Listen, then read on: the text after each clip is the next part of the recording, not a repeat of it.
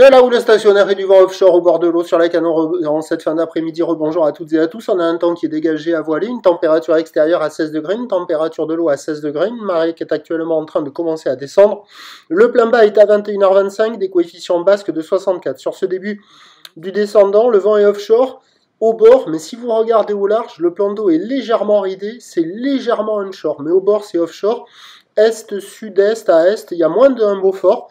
Le plan d'eau au bord est tout lisse, les phases de vagues sont lisses, il y a des superbes couleurs avec une belle houle, c'est vraiment très joli, une belle houle longue de 10 secondes de période, orientée ouest à ouest-nord-ouest et qui n'a pas perdu en taille. Comme il y a un petit vent d'ouest au large, même si la bouée baisse parce qu'on a commencé la journée à 2,50 et 9 secondes sur la bouée, là pour ce soir elle donne 2,30 et 9 secondes en perdant un peu de période, mais entretenue par le vent onshore, il y a toujours la même taille, quoi. Et donc il y a 1 mètre, 1 mètre 20 en déferlement régulier, 1 mètre 30, 1 mètre 50 sur les séries qui rentrent fréquemment, et 1,80 sur les grossettes. La barre est facile à franchir, les vagues sont sélectives à réserver pour des surfeurs confirmés. Ça marche mieux que les précédentes journées, c'est très joli à regarder, très joli à commenter, mais pas évident à surfer. La meilleure vague, là, c'est au niveau de la centrale. Là. Il y a presque entre les deux digues ou en face de la digue nord, il y a un pic qui tombe là, celui-là, là, assez joli. Il y a la droite et la gauche. Des fois, il y a des pics parfaits. Pas évident à surfer, mais c'est la meilleure vague. Après, en face du banana, il y a des bouts aussi.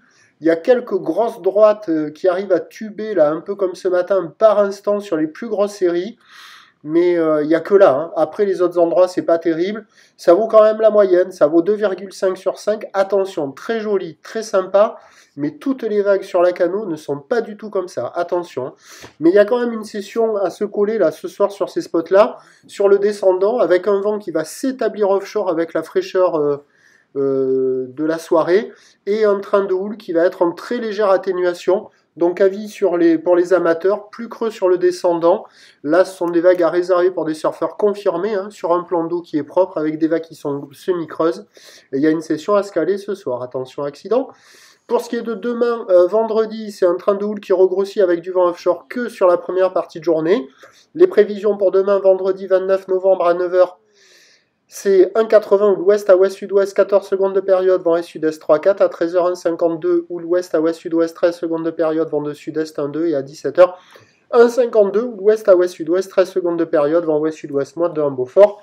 Bon surf à toutes et à tous. Premier point demain matin sur le 08 92 29 78 73 à 7h40.